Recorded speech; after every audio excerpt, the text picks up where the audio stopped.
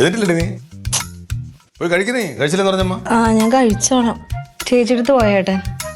ആ പോയി. ചോദിച്ചാ? ആ ചോദിച്ചു. എന്ത് പറഞ്ഞു? പക്ഷെ അവള് പറയുന്നത് കേൾക്കുമ്പോഴേ അവളുടെ ഭാഗത്താണ് ശരിയെന്ന് തോന്നുന്നു. അവള് പറയുന്നത് കേൾക്കുമ്പോ അവളുടെ ഭാഗത്താണ് ശരിയെന്ന് തോന്നും. എന്ത് ശരി? അവളല്ലല്ലോ ജോലി ശരിയായി കൊടുക്കുന്നത്. അത് ചേച്ചി എന്നോട് പറഞ്ഞ? ആ എടി അത് കൃത്യമായിട്ട് കേട്ടാ മനസ്സിലാവും. പൂരാട ശശി എന്ന് പറഞ്ഞ അയാളെ വെറുതെ ഇതിന്റെ അടുത്തേക്ക് വലിച്ചിടല്ലേ ഏട്ടാ. ചേച്ചി തന്നെയാണ് അവർക്ക് ആ ജോലി വാങ്ങിച്ചു കൊടുത്തത്. നീ പറഞ്ഞ ശരിയെന്ന് തോന്നിയുണ്ടല്ലോ ദേഷ്യപ്പെട്ട് ഞാൻ അങ്ങോട്ട് പോയത്. അവിടെ ചെന്നപ്പോ അവള് പറയുന്നത് അവളുടെ ഭാഗത്താണ് ശരി. എന്ത് പറ്റി? ചേച്ചിയുടെ കണ്ണുനീരിൽ ഏട്ടൻ വീണ്.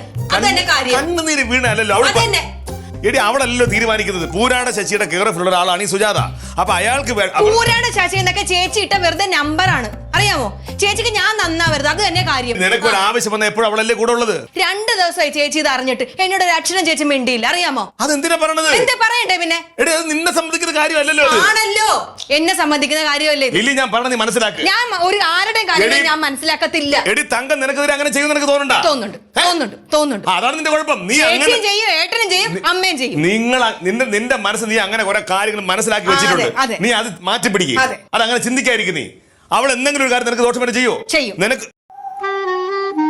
അവൾ അനാവശ്യം പറയരുത്. നീ വളരെ പറഞ്ഞേ കുടുംബത്തെ കിടന്ന് അവളങ്ങനെ തെറ്റിദ്ധരം കാണിക്കൂടി. നിങ്ങൾ രാവിലെ എഴുന്നേറ്റ് വൈകുന്നേരം അങ്ങോട്ടും ഇങ്ങോട്ട് കണ്ടുകൊണ്ടിരിക്കേണ്ടവരല്ലേ? അപ്പൊ അങ്ങനെയുള്ള ഒരാൾ നിന്റെ കൂട്ടുകാർക്ക് വേണ്ടി ജോലി ഉണ്ടാക്കി കൊടുക്കുമോ? അങ്ങനല്ല. നീ ഒന്നുകൂടെ മനസ്സിലാക്കണം. പറയുന്നത് പൂരാട ശശിയുടെ കെയർ ഓഫ് എന്നാണ് ഈ ജോലി. അത് പൂരാട ശശി ഇവളോട് ഇത്ര മാത്രമേ പറഞ്ഞുള്ളൂ. ആ പേപ്പർ ശരിയാക്കി കൊടുക്കാൻ പറഞ്ഞു. ആ പേപ്പർ ശരിയാക്കി മാത്രമാണ് ഉത്തരവാദിത്തം. മനസ്സിലായി. എല്ലാ കാര്യങ്ങളും മനസ്സിലായി.